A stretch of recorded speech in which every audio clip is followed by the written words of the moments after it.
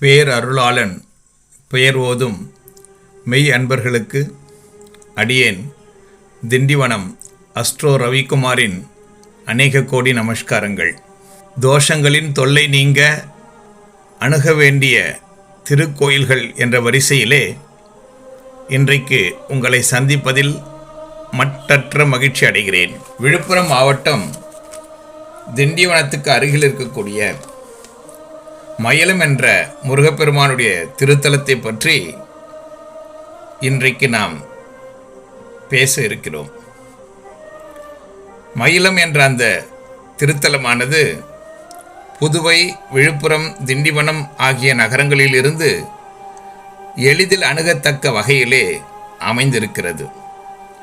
சென்னை தேசிய நெடுஞ்சாலையில் சென்னையிலிருந்து திருச்சி செல்லும் வழியில் திண்டிவனம் அடுத்து கூட்டேரிப்பட்டு என்ற நிறுத்தத்தில் இருந்து சுமார் 3 கிலோமீட்டர் தூரத்திலே மயிலம் என்ற முருகப்பெருமானுடைய திருத்தலம் இருக்கிறது. இந்த மயிலத்திலே இருக்கக்கூடிய மலை குன்றின் மீது முருகப்பெருமானுடைய கோவில் இருக்கிறது. இது சூரபத்மன் வழிபாடு செய்த திருத்தலமாகும். இங்கு மயில் வடிவ மலை உருவத்தில் சூரபத்மன் இருப்பதாக புராணம் சொல்கிறது. தேவர்களை சிறைபிடித்து துன்புறுத்தியதன் காரணமாக முருகப்பெருமானுக்கும் சூரபத்மனுக்கும் போர் மூண்டது. சூரபத்மன் ஆட்கொள்ளப்பட்டான், கொல்லப்படவில்லை என்பதை நாம் இந்த இடத்திலே நினைவில் நிறுத்தி கொள்ள வேண்டும். இறைவனுக்கு எப்பொழுதும் தவறு செய்பவர்களை திருத்துவதுதான் நோக்கமே அன்றி கொல்வது அல்ல.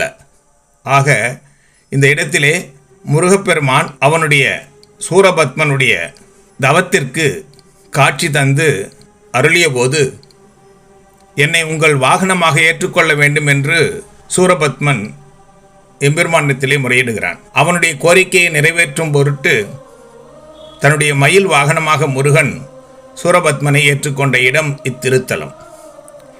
இதையடுத்து சூரபத்மன் வாயிலாக மலை வடிவாக காட்சி தருகிறார் சூரபத்மன். இந்த மலை பார்ப்பதற்கு மயில் ஒன்று தோகை விரித்தது போலவே காட்சி தருவது மிகவும் ஆச்சரியம் அளிக்கும் வகையிலே இருக்கிறது. மயில் போல் காட்சி தருவதால் இம்மலைக்கு மயூராசலம் என்று ஆரம்பத்திலே பெயர் வந்தது. அதுவே மருவி தற்பொழுது மயிலம் என்று அழைக்கப்படுவதாக தமிழ் நூல்கள் குறிப்பிடுகின்றன.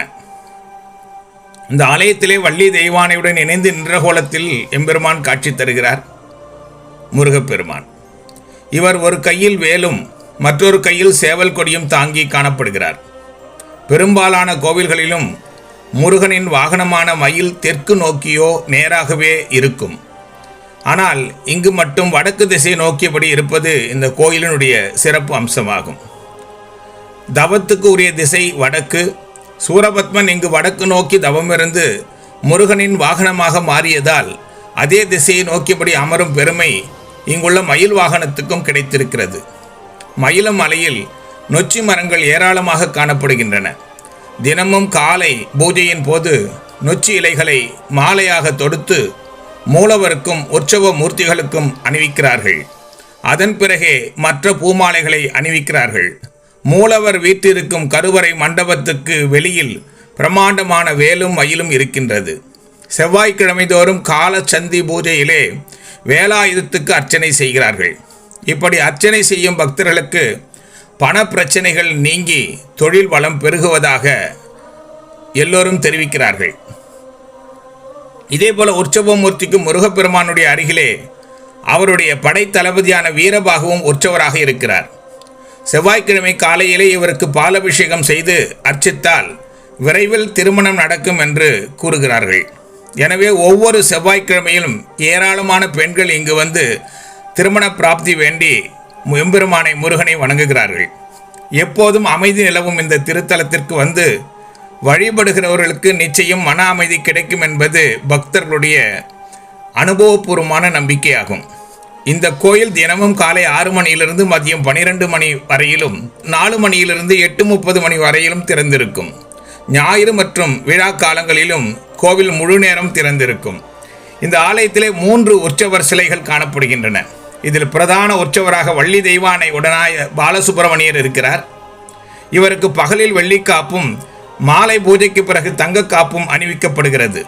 இந்த உற்சவர் மாதாந்திர கார்த்திகை நட்சத்திரத்திலும் பங்குனி உத்திர பெருவிழாவிலும் வீதி உலா வருகிறார்.